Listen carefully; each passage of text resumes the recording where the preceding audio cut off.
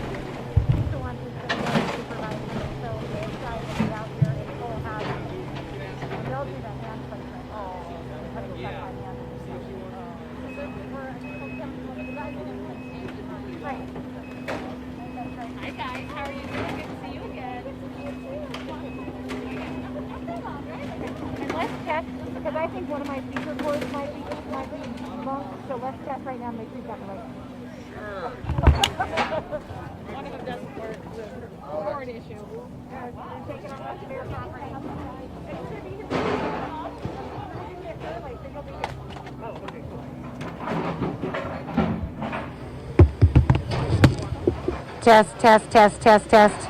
You picking it up on that side? Yeah, I'm not sure. Can you hear it? Yep. Oh, okay, good.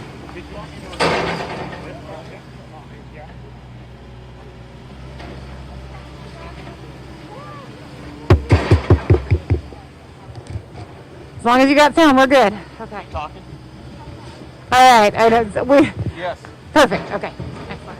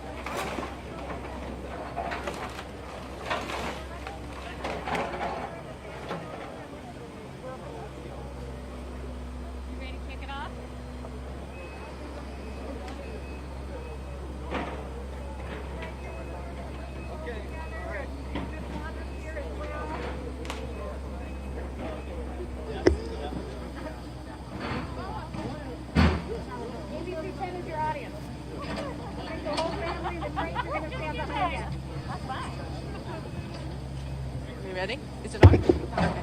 Testing, testing. Can you hear me? Okay. Good morning.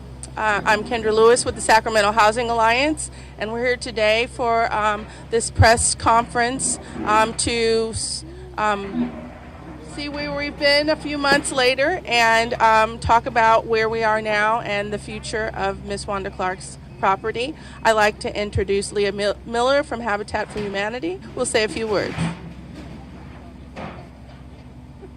Thank you, Kendra.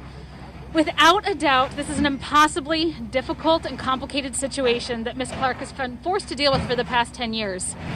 After being taken advantage by a predatory contractor who took her money up front for the purpose of constructing an addition to accommodate family members, he started work, and then he left the job unfinished and far from complete, open to the elements. Ms. Clark had no additional funding to complete the repairs, nor any means to seek restitution from that predatory contractor who took advantage of her. The result?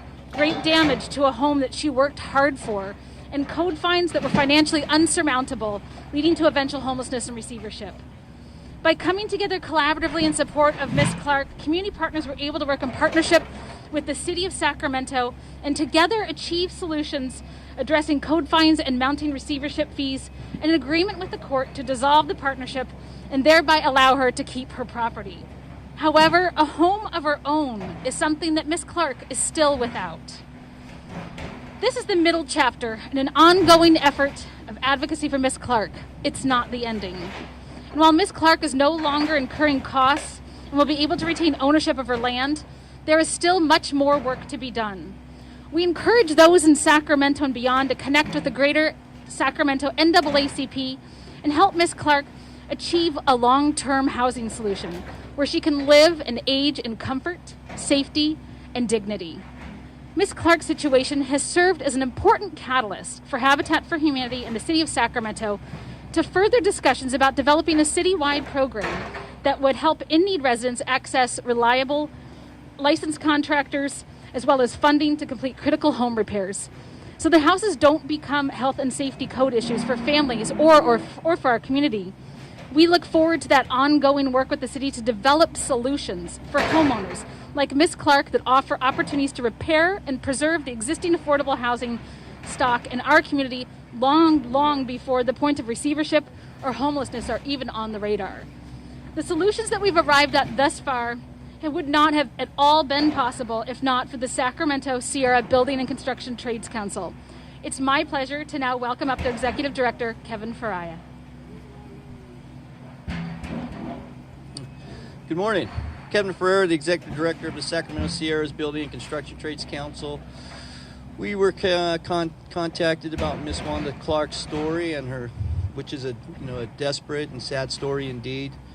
And so we're here to do what we can to help her relieve some of the pressure, financial pressure, and coordination. So we are here with our unions and our contractors to donate our time and resources so that Miss Wanda Clark doesn't have anything to worry about as far as the demolition of her house.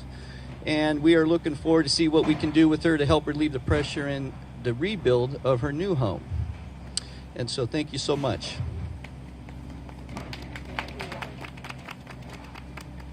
Thank you. I can't say enough about how the trades have come in and really made this possible. And just on this day, as we are reflecting on the life and the legacy of MLK, Martin Luther King Jr., this is the kind of stuff in the greater community coming together that we all speak about that is critically important. And so we'd like for Ms. Clark to come and speak and just reflect on this process.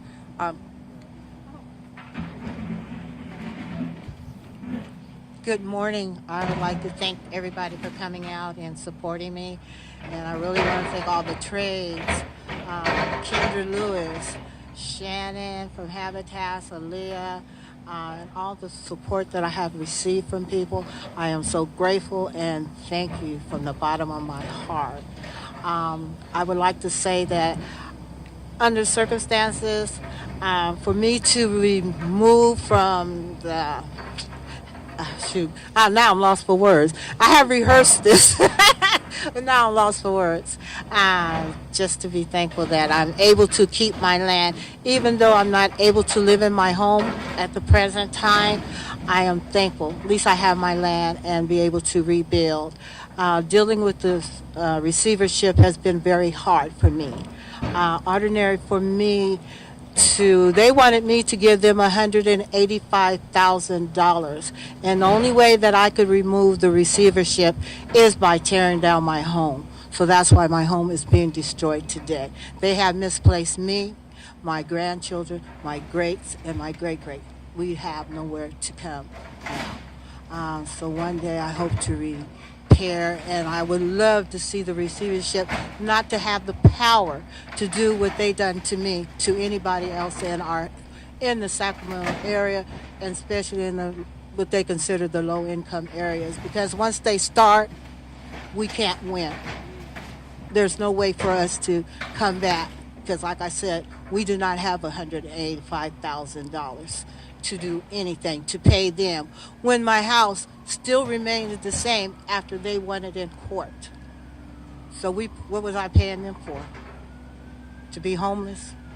That's exactly what happened. And no one wants to be homeless, believe me, no one. And I am so grateful that I have a caring family, that I do have somewhere to be warm and sheltered, and I don't have to worry about somebody attacking me or breaking into my car, because that's my home. So I would like to say thanks to each and every one of everybody who came out today. I am just thankful, believe me. And bless everybody. Good morning, everybody. I am Wanda's sister, and being Wanda's sister, she's my oldest sister, my idol, and somebody that I have watched. I watched her struggle with this. I watched her live there and make that a home for everybody, not just for her grandkids or her kids, but I'm saying everybody, people in the neighborhood, people's kids that had nowhere to be. Now we no longer have that foundation. But I'm here today to thank God and everybody that God has placed in our rim to get things done for my sister. My sister won't have a home at the current, but this family's bent, but we ain't broken, and we are going to stand, and we are going to get this done. We don't know how, and we don't know where, but we trust and believe that there is someone out there to keep her from being homeless. But in the meantime, we have her. We have her back, so she does not have to sleep outside. So we thank you, each and every one of you. God bless. This concludes the core part of the press conference today. Again, thank everybody, Habitat, the trades, and so many others, NAACP. I am, again, Kendra Lewis with Sacramento Housing Alliance, and so many people in the community reached out to many of us to ask how they could help. And again, to reiterate, if there is those that would be interested, the NAACP would be the organization to reach out to get further direction on how to support this cause. Thank you. Thank you. A wrap. What was the breaking point we all used? When we had the press conference, when was that? Yeah.